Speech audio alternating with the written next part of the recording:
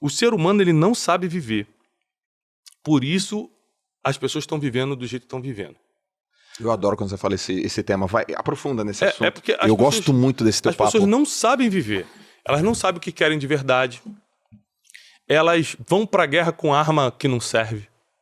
Sabia que, por exemplo, Constantinopla foi atacado antes da queda do último Constantino XI, foi atacada 13 vezes por impérios diferentes. Constantinopla hoje é qual? Istambul. Istambul. Tá.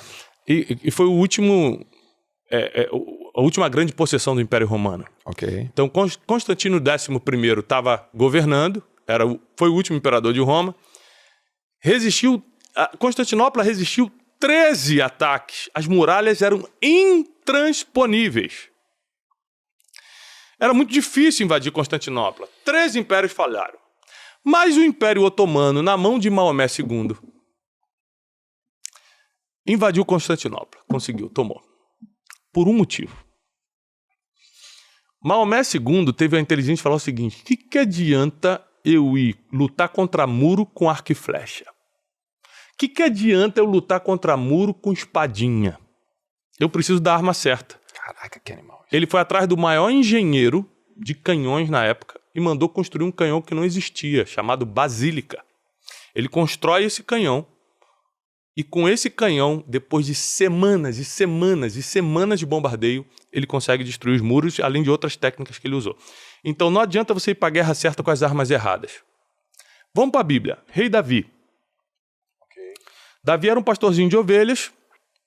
O pai dele falou assim: Davi, deixa as ovelhas aí e vai lá para a guerra. Estava tendo uma guerra entre Israel e os filisteus. Os irmãos de Davi faziam parte do exército de Israel.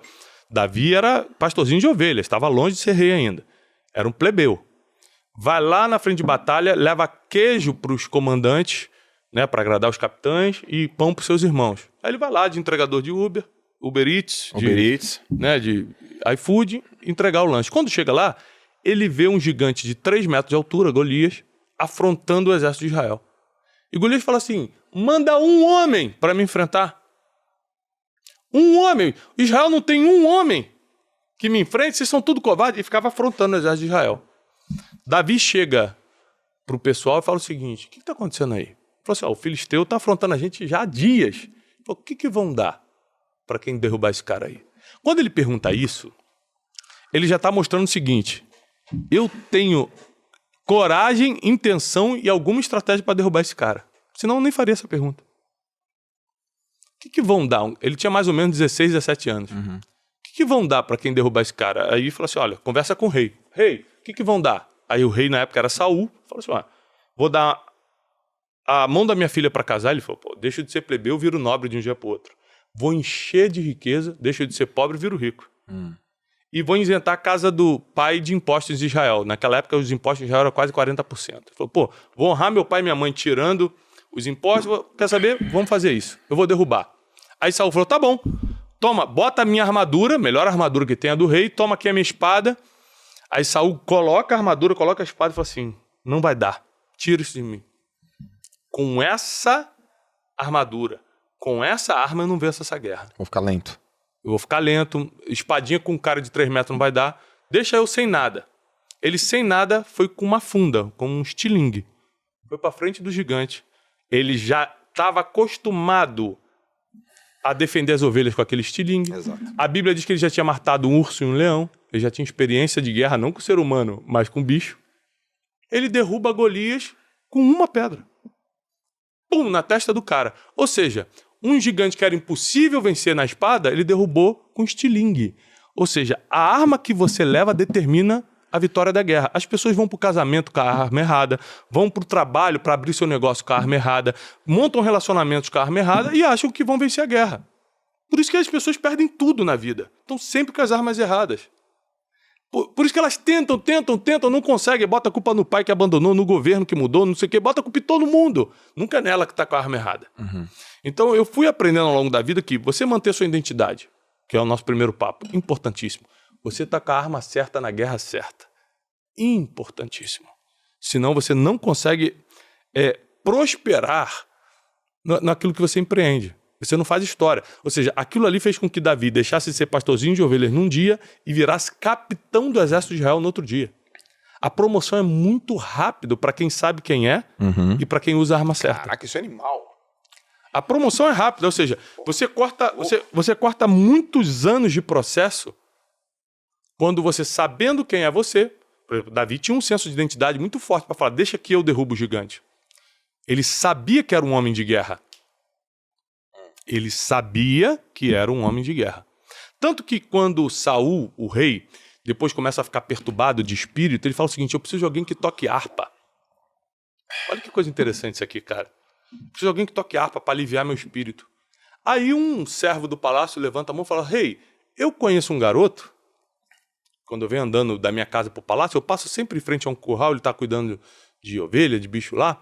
Ó, ele se veste bem. Tá falando de Davi com 16 anos, mano. Ele se veste bem. Ele fala bem. Ele é um homem de guerra. Ele é homem de guerra. Ele toca bem a harpa e o Senhor é com ele. Ele dá 5 coisas que montaram o currículo de Davi para apresentá-lo ao rei. Caraca, eu tô anotando aqui, ó. Veste bem. Veste bem. Fala bem. Fala bem. Toca a harpa bem, que era o motivo pelo qual o rei queria alguém que tocasse harpa. Ele é um homem de guerra e o Senhor é com ele, ou seja, ele tem uma bênção divina diferente. Aí Saul, manda trazer esse garoto aqui. Conclusão, ele entra no palácio pela primeira vez e não sai mais. Ele vai virar rei daqui a um tempo. Vai ser perseguido, vai ter um processo difícil, mas vai virar rei. Ou seja, o seu currículo determina muito os palácios que você entra. E o currículo de Davi não envolvia nenhuma faculdade. Olha, ele é formado na Universidade Hebraica de Jerusalém. O currículo não é a sua formação acadêmica. É como as pessoas te veem. Opa, essa é boa. Como as pessoas te veem é o currículo que ela passa para os outros. Então, se você não tem senso de identidade, você não sabe quem você é e não luta com a arma certa, as pessoas vão comunicar erradamente quem você é e seu currículo sempre vai ser fraco. Então, a porta do palácio sempre vai ficar fechada. Ou seja, o nível da sua preparação determina o nível do palácio que você entra. Ai, cara, que... Só entra em palácio quem tem qualidade para estar diante de reis. Então a pessoa não desenvolveu nenhuma qualidade e não consegue entrar em palácio. Aí o que essa pessoa vira? O hater da internet. Já tá gastando dinheiro de novo, Joel? Já comprou relógio de novo, Joel? Vai viajar de novo? Tá na Disney? Vira o hater. Por quê? Ele não conseguiu o que você conseguiu. Porque você teve identidade e arma certa. Ele não. Então por que eu faço votos que todo mundo prospere? Para diminuir o ódio.